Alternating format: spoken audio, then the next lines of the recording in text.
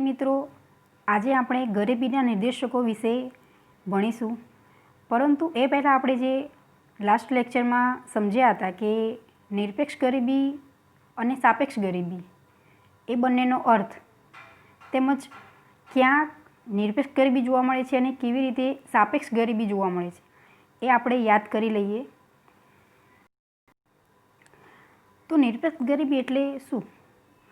તો સૌપ્રથમ આપણે ગરીબી રેખા પરથી જ નિરપેક્ષ ગરીબી કોને કહી શકીએ આપણે જાણ્યા. તો જીવનની લઘુત્તમ જરૂરિયાતો સંતોષવા માટે જરૂરી ચીજવસ્તુ અને સેવાઓ ખરીદવા માટે નક્કી કરવામાં આવેલ આવક કે ખર્ચની લઘુત્તમ સપાટી એટલે ગરીબી રેખા. અને ગરીબી રેખાથી ઓછી આવક કે ખર્ચ ધરાવતો વર્ગ એટલે એ નિરપેક્ષ ગરીબ કહેવામાં આવે છે. તો આ થઈ નિરપેક્ષ ગરીબી. અને ક્યાં સૌથી ઓછી ગરીબી છે અને ક્યાં સૌથી વધુ ગરીબી? તો સૌથી ઓછી ગરીબી છે એ ગોવા રાજ્યમાં, જે દર્શાવે છે કે 5.09%, અને સૌથી વધુ ગરીબીનું પ્રમાણ જે છત્તીસગઢમાં 39.93% છે. હવે આપણે સમજીએ કે સાપેક્ષ ગરીબી એટલે શું. તો સાપેક્ષ ગરીબી એટલે કે સામાન્ય રીતે સાપેક્ષ ગરીબીમાં જુદા જુદા વર્ગની આવકની અસમાન વહેંચણીને આપણે ધ્યાનમાં લેવામાં આવે છે. સમાજના લોકોની જુદી જુદી આવક વિભાજિત કરી અન્ય વર્ગો સાથે તુલનામાં કોઈ એક વર્ગની આવક ઓછી હોવાથી તે સાપેક્ષ ગરીબી દર્શાવે છે. અહીં આપણે ટૂંકમાં હું તમને સમજાવું તો એક વ્યક્તિની આવક એ બીજીની વ્યક્તિની જે આવક છે બંનેની આપણે કમ્પેરિઝન કરીએ છીએ, અને જેમાંથી જે વધુ આવકવાળો વ્યક્તિ છે અને બીજો વ્યક્તિ છે કે જેની આવક ઓછી છે, તો બંનેની આપણે કમ્પેરિઝન કરીએ છીએ તો જે વધુ આવકવાળો વ્યક્તિ છે અને જે ઓછી આવક ધરાવે છે એ સાપેક્ષ રીતે શું ગણાવવામાં આવે છે? ગરીબ કહેવામાં આવે છે. પરંતુ એ પોતાની જે જીવન જરૂરિયાતો છે એ પોતે પરિપૂર્ણ કરે છે, એટલે કે જીવન ટકાવી રાખવા માટે જેને જોઈએ છે લઘુત્તમ જરૂરિયાતો એ પોતે પરિપૂર્ણ કરે છે, પરંતુ આવકની કમ્પેરિઝન અન્ય જોડે કરવામાં આવે છે અને એની આવક એ ઓછી જોવા મળે છે, ત્યારે એ સાપેક્ષ રીતે ગરીબ કહેવામાં આવે છે.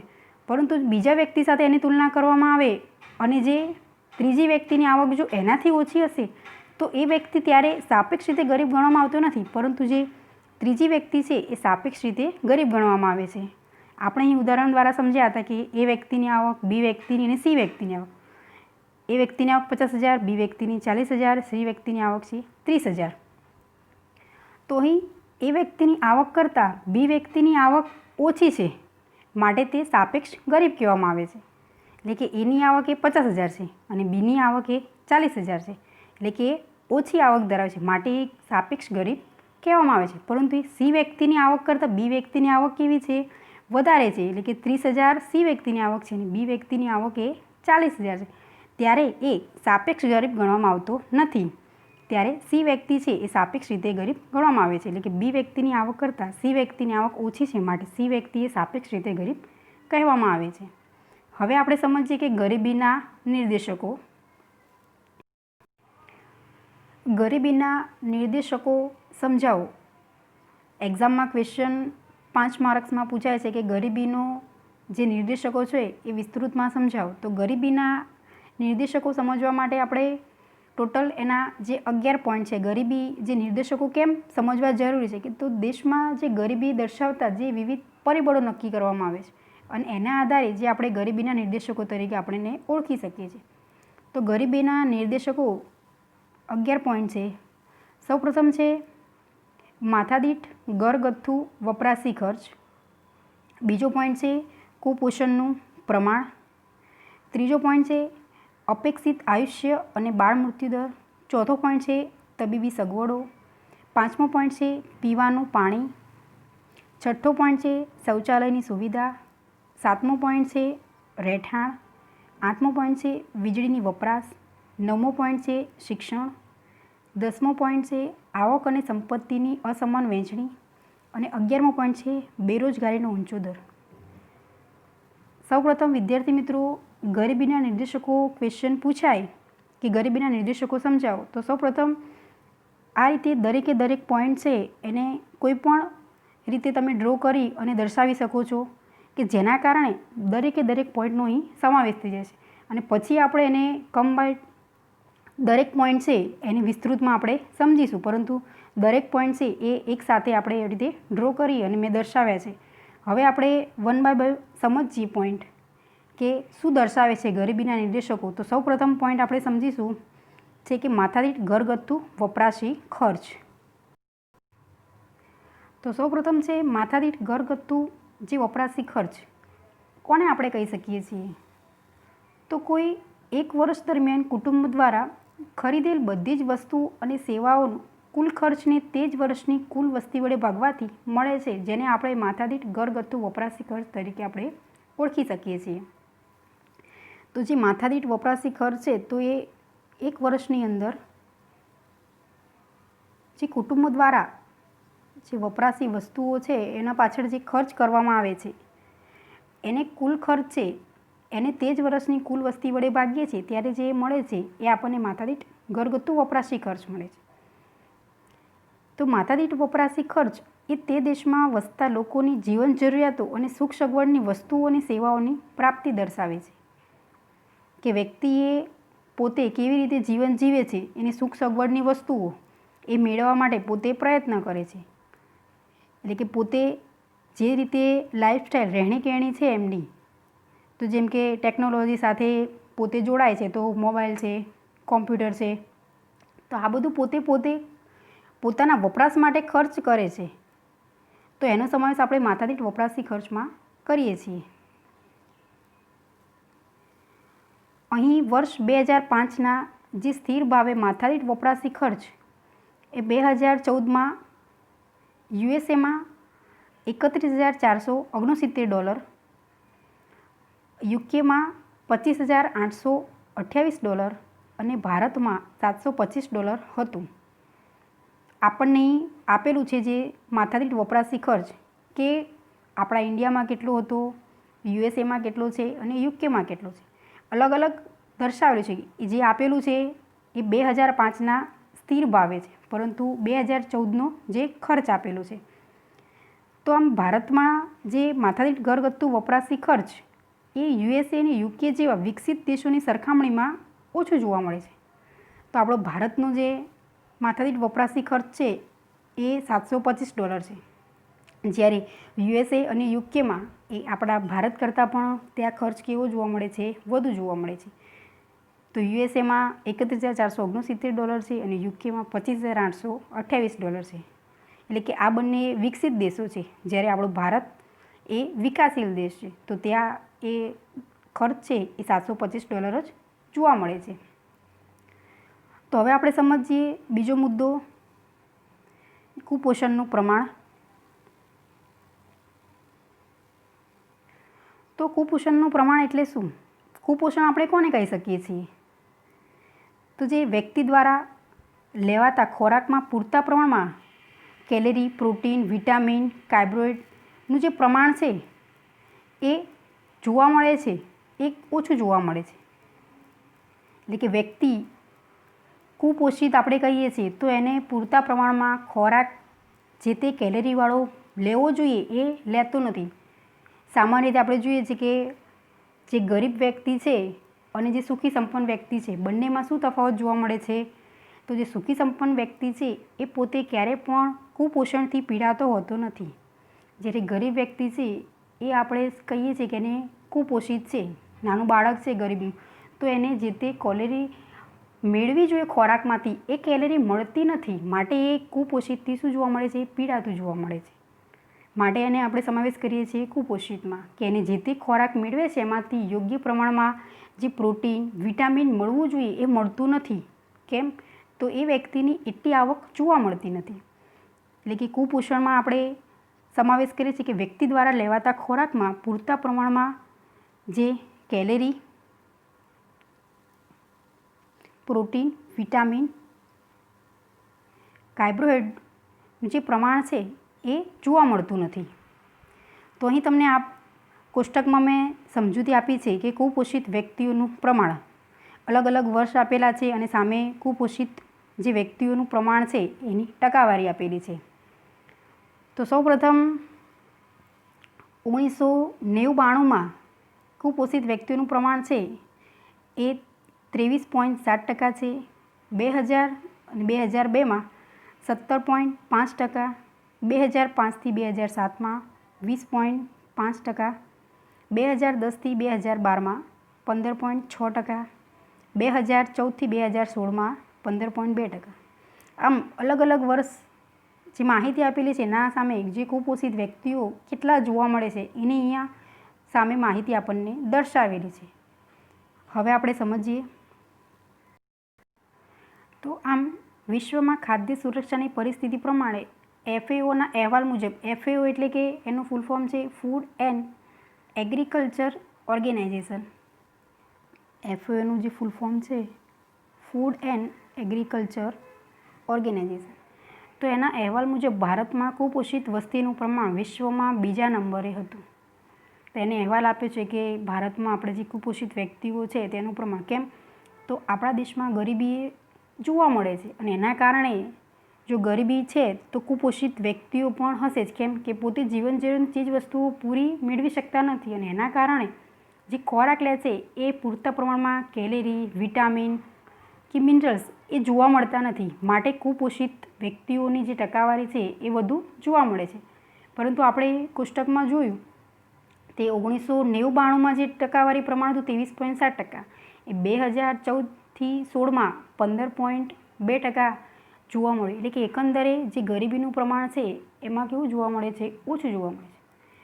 તો હવે આપણે સમજીએ આગળ ત્રીજો પોઈન્ટ કે અપેક્ષિત આયુષ્ય અને જે બાળ મૃત્યુદર.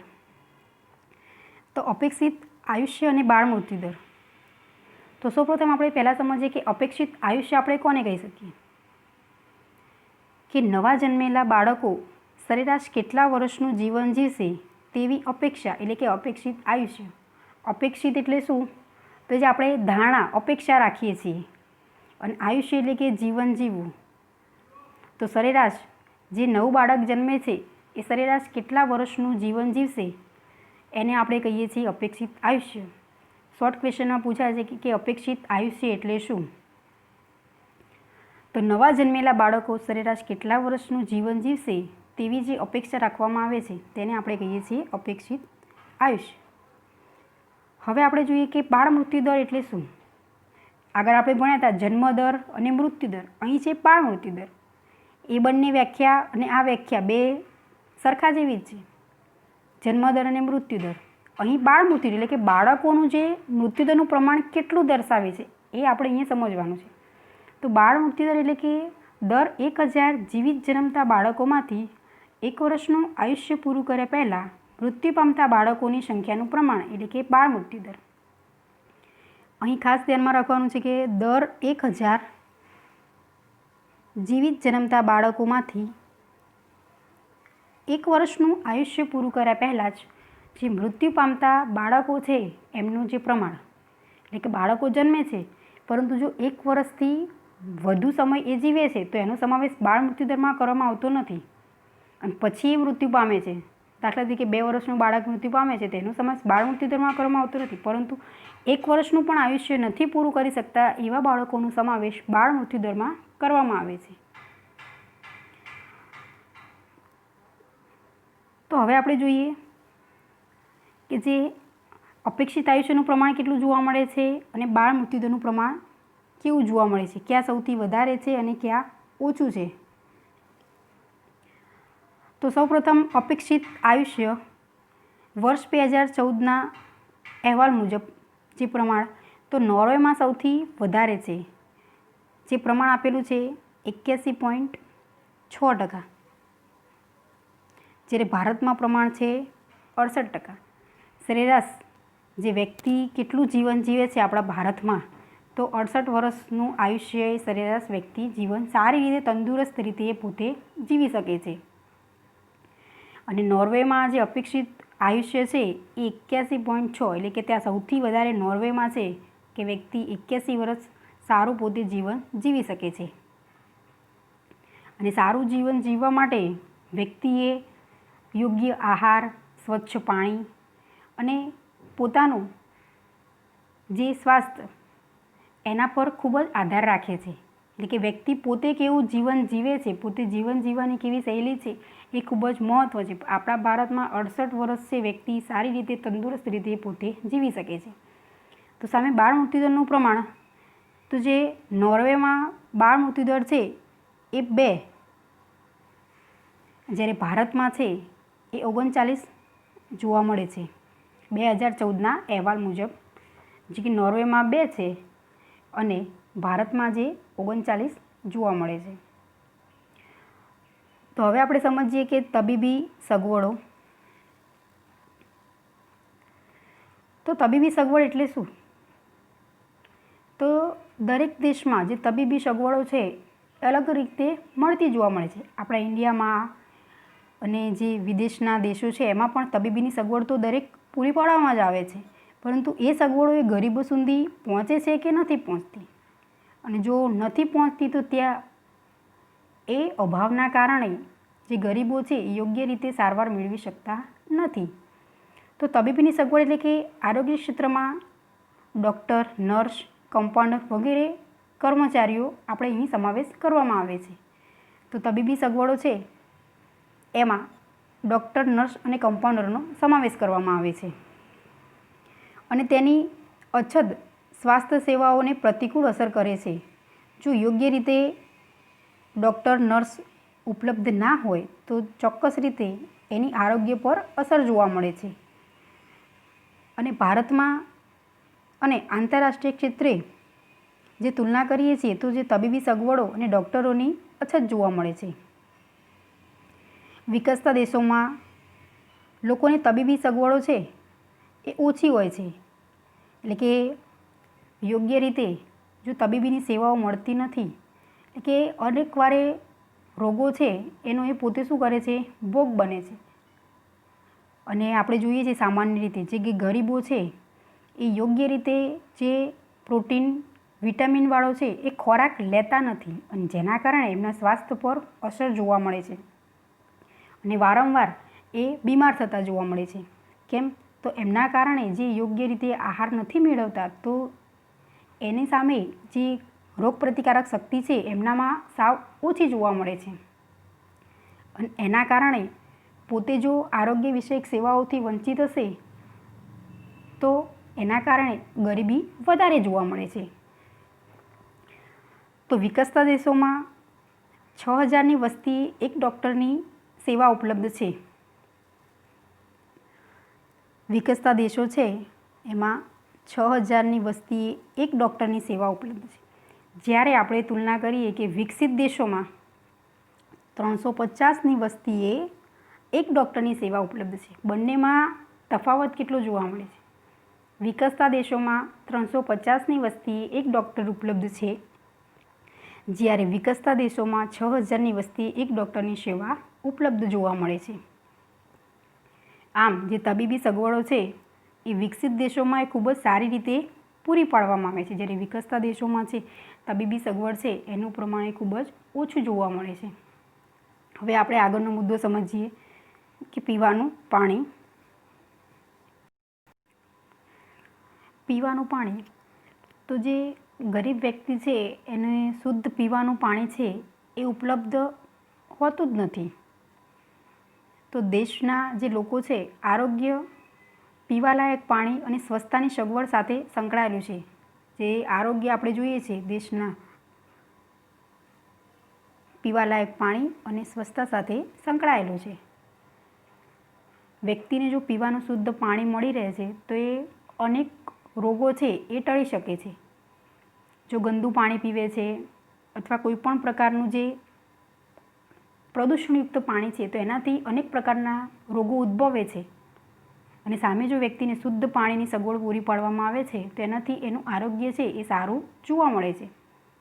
તો અહીં માહિતી આપેલી છે કે 2011 માહિતી અનુસાર જે ભારતમાં 63.3% કુટુંબોને નળ દ્વારા પીવાનું પાણી મળી રહે છે.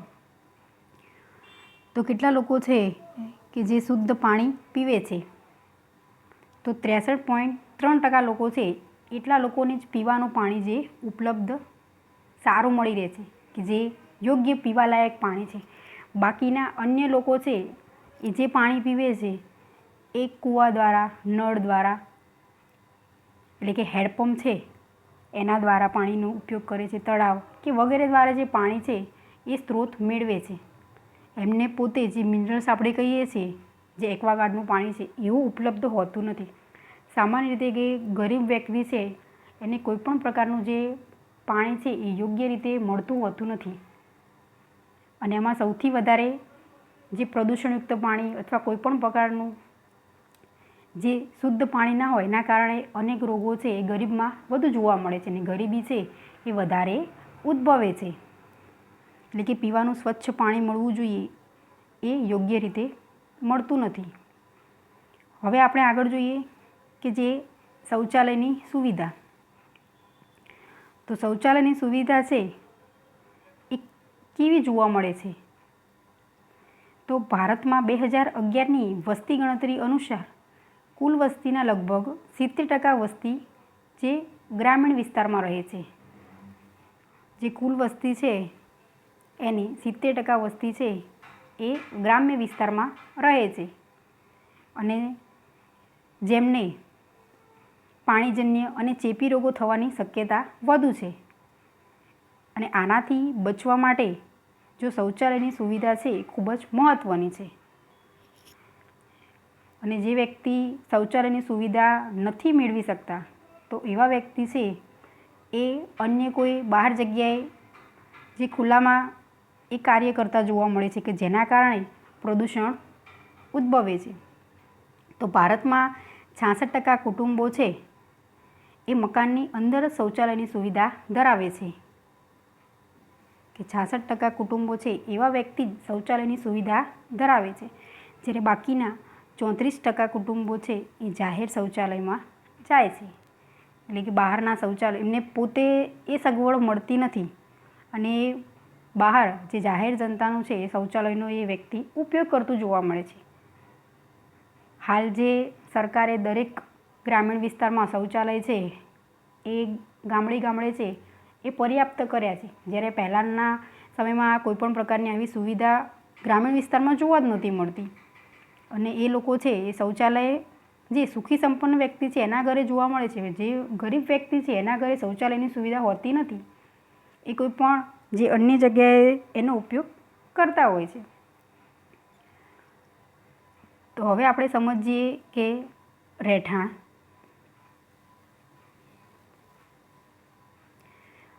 જે ગરીબીનો નિર્દેશક તરીકે રહેઠાણ છે તેનું સ્વરૂપ એક ખૂબ જ મહત્ત્વનું છે કે વિકસતા દેશોમાં રહેઠાણની તંગી છે અને લોકો ગંદી ચાલી અને ઝૂંપડપટ્ટીમાં રહે છે. આપણે સામાન્ય રીતે જોઈએ કે ગરીબ વ્યક્તિ છે એની પાસે યોગ્ય રીતે સગવડો પર્યાપ્ત નથી. પોતે જો જીવન જરૂરિયાતની ચીજવસ્તુઓ ખરીદી શકતા નથી તો એને રહેઠાણ છે રહેવા માટે મકાનની સગવડ મળતી નથી જ. કેમ કે ગરીબ વ્યક્તિ છે એ પોતે જો પાયાની સગવડ નથી જ પૂરી કરી શકતા, માટે જ એને આપણે ગરીબીમાં સમાવેશ કરીએ છીએ. અને એના કારણે એ ચાલીઓમાં અથવા ઝૂંપડપટ્ટીમાં રહે છે કે જ્યાં કોઈપણ પ્રકારની સુવિધા ઉપલબ્ધ હોતી જ નથી. પીવાના પાણીની, શૌચાલયની સુવિધા કે અન્ય કોઈપણ તબીબી સેવાઓ છે એ વિશેની એની પાસે માહિતી પણ હોતી નથી. અને આવા વ્યક્તિઓ છે કે જેના કારણે ગરીબી એ વધુ પ્રવર્તે છે. એટલે કે રહેઠાણ એ માનવીની પ્રાથમિક જરૂરિયાત છે. જેમ કે ખોરાક વ્યક્તિએ મેળવવો જરૂર છે એમ રહેઠાણ છે એ પણ એની શું છે? પ્રાથમિક જરૂરિયાત. વ્યક્તિએ જે રોટી, કપડાં અને મકાન આ 3 જરૂરિયાતો તો એની ખૂબ જ જરૂરી છે કે એ મેળવે છે તો એ ખૂબ જ અગત્યની છે. પરંતુ જે ગરીબ વ્યક્તિ છે આ 3 જરૂરિયાતો મેળવવા માટે ખૂબ જ પ્રયત્ન કરે છે પણ છતાં પણ એ ખોરાક પણ પોતે મુશ્કેલીથી મેળવતો જોવા મળે છે. કેમ કે એ વ્યક્તિ પાસે એટલી લાયકાત જ હોતી નથી કે પોતે કમાણી કરી અને પોતાની જે પ્રોટીનક્ષમ આહાર મેળવી શકે. તો ભારતમાં 60 કરોડ લોકો આરોગ્યને હાનિ પહોંચાડે અથવા જીવન માટે જોખમરૂપ સેવાઓ મકાનોમાં રહે છે. 60 કરોડ લોકો એવા છે કે જે સ્વાસ્થ્યને નુકસાન પહોંચાડે છે એવી જગ્યાએ પોતે રહેતા હોય છે. એટલે કે આ ગંદી ચાલીમાં રહેતા હોય તો ત્યાં કોઈપણ પ્રકારની સુવિધા હોતી નથી કે જે ગટર વ્યવસ્થા આપણે કહીએ છીએ કે જેના કારણે એ અભાવના કારણે ગરીબી છે એ વધુ જોવા મળે છે. ગંદી ચાલીમાં રહેતા હોય છે કે જ્યાં કોઈપણ પ્રકારની સુવિધા હોતી નથી. હવે આપણે સમજીએ આગળ વીજળીની કેવી વપરાશ. તો વીજળીની વપરાશ દેશમાં ઉત્પાદન વધારવા તેમજ લોકોના જીવનની ગુણવત્તા સુધારવા વીજળીની સગવડ એ ખૂબ જ મહત્ત્વની છે. કે સારી રીતે જીવન જીવી શકે એના માટે વીજળી છે એ ખૂબ જ મહત્ત્વની છે.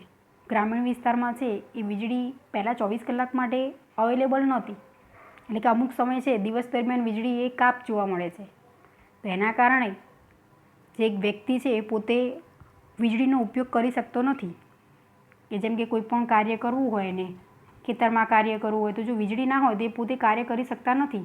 બોર ચલાવવું હોય તો વીજળી ખૂબ જ જરૂરી છે, પરંતુ જે કાપના કારણે એ પોતે વપરાશ કરી શકતા નથી. પરંતુ હાલ આપણે જોઈએ તો જે 24 કલાક વીજળીની સગવડ દરેક આપણે શહેરી વિસ્તારમાં પણ જોવા મળે છે અને ગ્રામીણ વિસ્તારમાં પણ ઉપલબ્ધ કરવામાં આવી છે. અને આપણો ભારત દેશ છે એ વીજળીનું છે એ મોટું ઉત્પાદન કરતો જોવા મળે છે. સામે આપણે એટલો વપરાશ પણ કરીએ છીએ, પણ છતાં પણ આપણો જે ભારત દેશમાં જે વસ્તીનું ખૂબ જ વધુ પ્રમાણ છે કે જેના કારણે આપણે જે વીજળીની વપરાશ છે કરીએ છીએ એ માથાદીઠ જે ખૂબ જ ઓછી જોવા મળે છે. વપરાશ ગમે એટલો વધુ હોય પણ સામે વસ્તી પણ આપણે કેટલી જોવા મળે છે ખૂબ જ વધારે, જેના કારણે માથાદીઠ આવક આપણે કરીએ છીએ અને એના કારણે જે વીજળીની વપરાશ છે એ ખૂબ જ ઓછી જોવા મળે છે. તો હવે આપણે જોઈએ શિક્ષણ.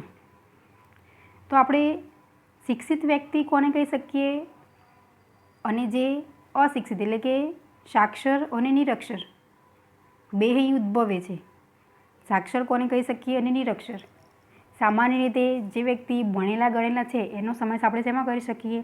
સાક્ષરમાં, કે જેને વાંચતા લખતા આવડે છે, પોતે લખી શકે છે એવા વ્યક્તિનો સમાવેશ સાક્ષરમાં કરીએ છીએ. અને નિરક્ષર એટલે કે જે વ્યક્તિ છે એ કોઈ સમજાવે છે તો સમજી શકે છે, એને કોઈ પણ પ્રકારનું લખતા કે વાંચતા આવડતું નથી એવા વ્યક્તિનો આપણે નિરક્ષર ગણવામાં આવે છે. કે કોઈ પણ રીતે કાબિલ નથી. હા, એ સમજી શકે છે કે શું આપણે કહીએ છીએ, પરંતુ એમને કોઈ પણ પ્રકારની એમની પાસે જ્ઞાન હોતું નથી કે આ શબ્દ આપણે કહીએ છીએ લખો તો એ લખી શકતા નથી, અને કોઈ પણ આપણે વર્ડ એમને કહીએ છીએ કે તમે આ વાંચો તો એ વાંચી શકતા નથી. તો હવે વિશ્વ બેંકના મત અનુસાર કોને આપણે સાક્ષર કહી શકીએ છીએ? તો જે 15 વર્ષ કે તેથી વધુ ઉંમરના લોકો જે લખી અને વાંચી શકે છે તેનો સમાવેશ આપણે અહીં સાક્ષરમાં કરવામાં આવે છે. જે 15 વર્ષ છે તેનાથી વધુ ઉંમરના લોકો છે જે લખી પણ શકે છે અને વાંચી પણ શકે છે એવા વ્યક્તિનો સમાવેશ સાક્ષરમાં કરવામાં આવે છે. અને જે બાકીના વ્યક્તિ છે એને આપણે નિરક્ષર ગણવામાં આવે છે. એટલે સામાન્ય રીતે કહીએ કે જે વ્યક્તિ લખી અને વાંચી શકતા નથી એવા વ્યક્તિનો સમાવેશ નિરક્ષરમાં કરવામાં આવે છે. શિક્ષણ અને તાલીમનું જે ઓછું પ્રમાણ દેશમાં ઓછી ઉત્પાદકતા ધરાવતા શ્રમિકોમાં વધારે જોવા મળે છે. એટલે કે જેનાથી શ્રમિકોની વ્યવસાય રોજગારીની તકો પસંદગીઓ એ મર્યાદિત બને છે. જો વ્યક્તિ ભણેલા ગણેલા છે તેમની પાસે સામે રોજગારી છે એ વધુ પર્યાપ્ત જોવા મળે છે, વધુ એમની પાસે તકો જોવા મળે છે કે એને પોતે કેવી રીતે આવક મેળવવી, પોતાનું જે ગુજરાન જીવન જરૂરી ચીજવસ્તુઓ ખરીદવા માટે કેવી રીતે પોતે રોજગારી મેળવવી. જો વ્યક્તિ શિક્ષિત છે તેની પાસે ઘણા બધા જે તકો જોવા મળે છે, ઓપોર્ચ્યુનિટી. પરંતુ જે વ્યક્તિ નથી ભણેલા એ કોઈપણ પ્રકારની સારી રીતે આવડત ધરાવતા નથી, લાયકાત નથી, માટે હંમેશા જે મજૂરી કરે છે એના કારણે એમની આવક પણ કેવી જોવા મળે છે? ઓછી જોવા મળે છે. એમનું જે વેતન દંડ છે જે ચૂકવવામાં આવે છે એ પણ ઓછો છે. એના કારણે જે ગરીબી છે એ વધુ જોવા મળે છે.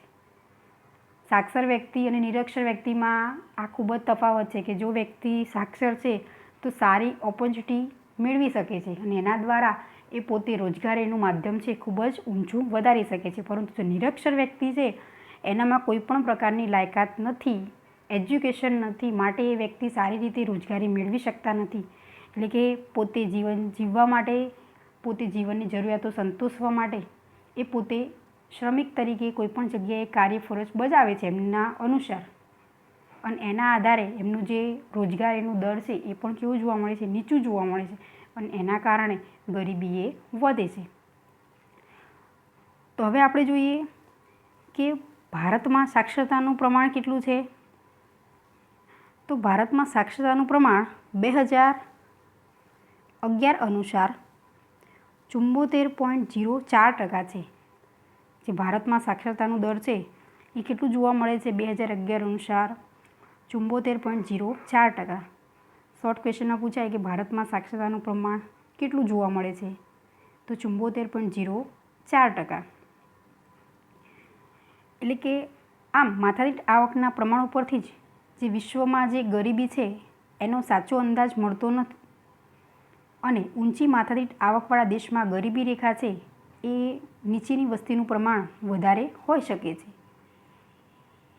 એટલે કે સાક્ષર વ્યક્તિ છે અને નિરક્ષર બંનેમાં ખૂબ જ તફાવત જોવા મળે છે. કે વિકાસશીલ દેશોમાં સાક્ષરતાની આપણે સરખામણી કરીએ છીએ તો ઘણો ઓછું જોવા મળે છે. વિકસિત દેશોમાં જે સાક્ષરતાનું પ્રમાણ એ જોવા મળે છે.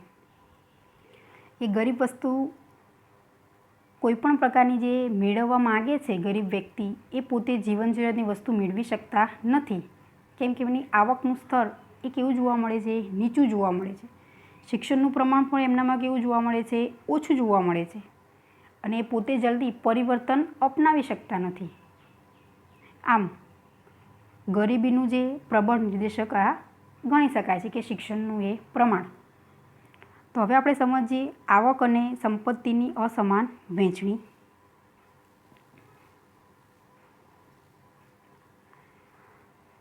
તો ભારતમાં ઊંચા દરે આર્થિક વૃદ્ધિ અને માથાદીઠ આવકમાં ઝડપથી વધારો થયો છતાં પણ આવકની જે અસમાન વહેંચણીના કારણે ગરીબીમાં ઘટાડો જોવા મળતો નથી.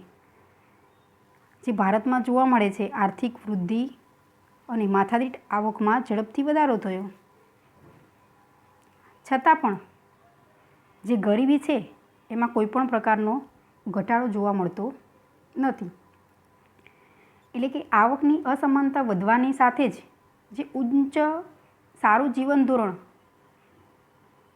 મેળવે છે એટલે કે એક તરફ આપણે જોઈએ તો ધનિક વર્ગ છે અને બીજી તરફ છે કે જે ઓછી આવક ધરાવતા વર્ગો કે જેમની પાસે કોઈપણ પ્રકારની સારી સગવડ હોતી નથી. ધનિક વર્ગ છે તેની પાસે જે જીવન જરૂરિયાતની ચીજવસ્તુઓ પોતે સારી સુખી સંપન્ન રીતે મેળવી શકે છે જે તે એને જોઈએ છે ફેસિલિટી. પરંતુ જે બીજી તરફ ગરીબ વર્ગ છે તેમને જે આરોગ્યની સુવિધા, ખોરાકની સુવિધા, જે રહેઠાણની એ બધી જરૂરિયાતો છે એ વ્યક્તિને પૂરી મળતી નથી. એટલે કે અહીં આવક છે એની વહેંચણી કેવી જોવા મળે છે? અસમાન જોવા મળે છે. એક બાજુ ધનિક વર્ગ અને એક બાજુ ગરીબ વર્ગ બંનેમાં છે એ આવકની વહેંચણી કેવી જોવા મળે છે? અસમાન જોવા મળે છે. તો આપણે વાત કરીએ કે ટોચની 1% વસ્તી પાસે વાસ્તવિક રાષ્ટ્રીય આવકનો હિસ્સો જે ભારતમાં 1998માં 9% હતો તે વધીને 2012માં 12.6% થયો. એટલે કે જે રાષ્ટ્રીય આવકનો હિસ્સો છે એ 1998માં 9% હતો જે વધીને 2012માં 12.6% જોવા મળે છે. એટલે કે આપણે એવું કહી શકીએ છીએ કે ભારતમાં આર્થિક સુધારણાઓથી જે ઉદ્ભવ્યા તો લાભ ધનિકોની તરફેણમાં એ વધુ જોવા મળે છે. એટલે કે આવક અને સંપત્તિની વહેંચણી છે એ ચોક્કસ રીતે અસમાન છે. એટલે કે આના કારણે પણ જે ગરીબી છે એ વધુ પ્રવર્તી જોવા મળે છે. કેમ કે આવકની વહેંચણી કેવી જોવા મળે છે? અસમાન જોવા મળે છે. તો હવે આપણે સમજીએ કે બેરોજગારી છે એનો જે ઊંચો દર કેમ જોવા મળે છે. તો સૌપ્રથમ બેરોજગાર આપણે કોને કહી શકીએ?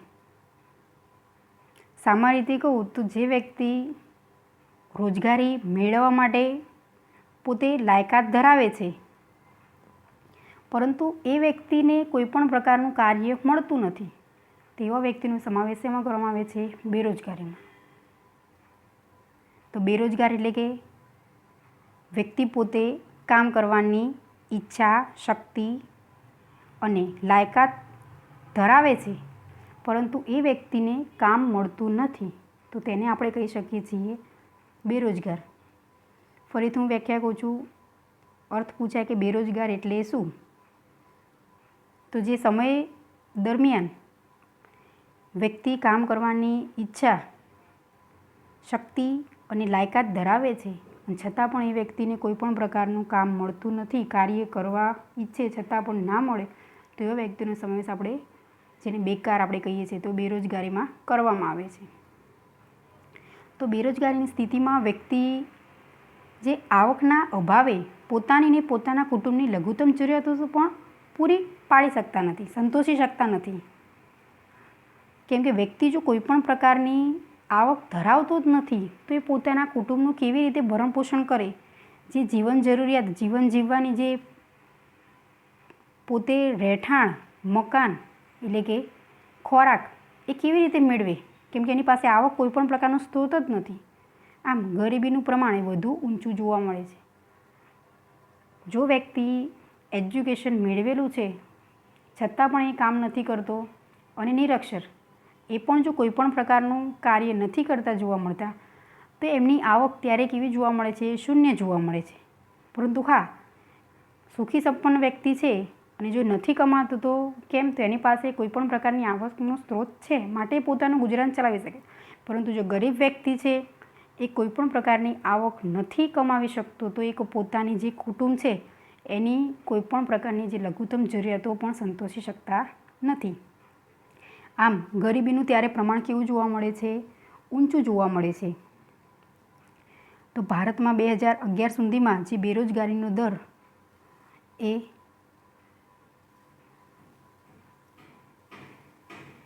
9% હતો. એટલે કે બેરોજગારીની સ્થિતિ છે તો વ્યક્તિની આવકના અભાવે પોતાના અને જે કુટુંબ છે એનું ભરણ પોષણ કરી શકતો નથી વ્યક્તિ. એટલે કે કોઈ પણ પ્રકારનું જે રોજગારી મેળવતો જ નથી અને એના કારણે એની આવક ત્યારે શૂન્ય જોવા મળે છે. અને આમ બેરોજગારીનો દર છે એ ઊંચો જોવા મળે છે, જેના કારણે જે ગરીબીનું પ્રમાણ એ વધુ ઊંચું જોવા મળે છે. તો આપણે આ સમજ્યા કે ગરીબીના નિર્દેશકો. ગરીબીના નિર્દેશકો છે એ આખો ક્વેશ્ચન પૂછાય, પરંતુ એમાંથી ક્વેશ્ચન એવી રીતે પૂછાય 3 માર્ક્સમાં કે 2 માર્ક્સમાં કે ગરીબીના સ્વાસ્થ્ય સંબંધી નિર્દેશકો સમજાવો. તો સ્વાસ્થ્ય સંબંધી નિર્દેશકોમાં કોનો સમાવેશ થાય? તો જે આયુષ્ય છે, બાળ મૃત્યુદર, સેકન્ડ પોઈન્ટ છે તબીબી સગવડો, પીવાનું પાણી અને શૌચાલયની સુવિધા. આનો સમાવેશ જે આરોગ્યને લગતો છે, કે જે ગરીબીના હેલ્થને જોવા માટે આપણે કહી શકીએ છીએ કે પીવાનું પાણી એ ડાયરેક્ટ વ્યક્તિના આરોગ્યને અસર કરે છે, માટે ગરીબીના સ્વાસ્થ્ય સંબંધી નિર્દેશકો સમજાવો. તો આ પોઈન્ટ વિશે આપણે ચર્ચા કરવાની રહેશે. પરંતુ આખો ક્વેશ્ચન પૂછાય કે ગરીબીના નિર્દેશકો સમજાવો, તો આ દરેક મુદ્દા છે એની વિસ્તૃતમાં સમજૂતી આપવાની રહેશે. હવે આપણે નેક્સ્ટ લેક્ચરમાં સમજીશું કે ગરીબીના કારણો, કેવી રીતે ગરીબી એ જોવા મળે છે.